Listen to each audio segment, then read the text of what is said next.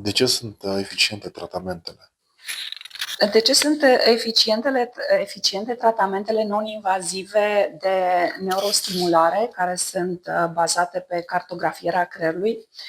Datorită descoperirii a două caracteristici.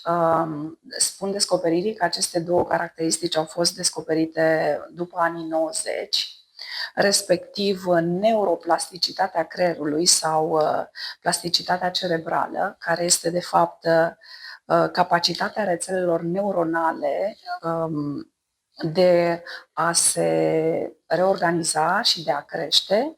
Și o altă caracteristică este neurogeneza, care este procesul în care se formează într-adevăr noi neuroni în creier și nu numai noi neuroni, ci și legături neuronale.